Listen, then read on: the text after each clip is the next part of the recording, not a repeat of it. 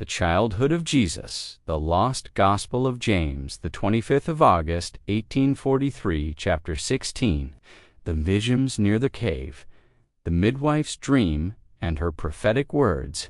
Salome, her sister, doubts Mary's virginity.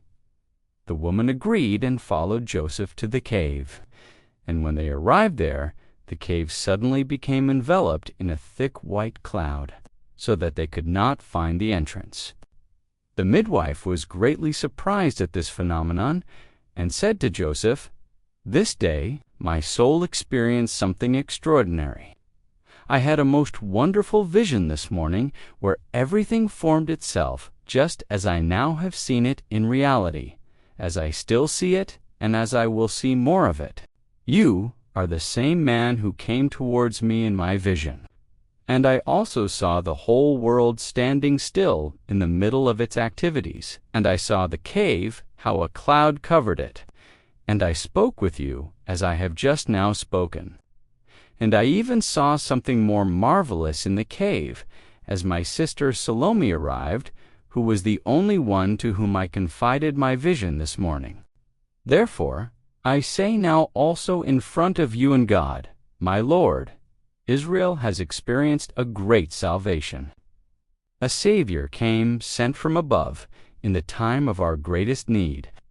After these words of the midwife, the cloud quickly drifted out of the cave, and a light of such power flowed out of the cave towards the midwife and Joseph that their eyes were unable to bear it. And the midwife said, "So everything is true, which I saw in the vision." "Oh man, you fortunate one!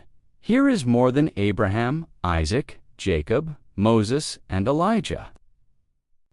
After these words were spoken, the light became increasingly bearable, and the infant became visible just as it took to the mother's breast for the first time. The midwife now entered the cave with Joseph and looked at the infant and its mother, and when she found everything so perfectly resolved, she said, "Truly, truly, this is the Savior celebrated by all the prophets, he who will be free of bonds, even in the womb, to signify that he will lift all the restrictions of the law. But since when did anyone see a newly born child reach already for its mother's breast? This evidently shows that this child, when becoming a man, will judge the world by love and not by the law. Listen, you fortunate husband of this virgin, everything is in the best of order. Therefore, let me leave the cave, because it now starts to weigh heavily on my breast, since I feel I am not pure enough to bear the holy proximity of my and your God and Lord." Joseph was completely taken aback upon hearing these words of the midwife, and she hurried out of the cave into the open. As she stepped out of the cave, she met her sister Salome outside, who knew about her vision, and had followed her, and immediately said to her, "Salome, Salome, come and see my morning vision confirmed in reality." In the fullest truth, the Virgin has given birth to what human wisdom and nature may never understand, Salome said.